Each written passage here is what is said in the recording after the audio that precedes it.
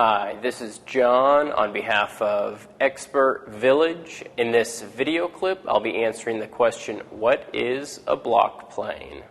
The block plane is a small woodworking hand plane, and it will typically have the iron bedded at a lower angle than some of the other planes. Now, when installed, the bevel on the blade is actually facing up. The block plane is designed to cut end grain and can typically be used with one hand.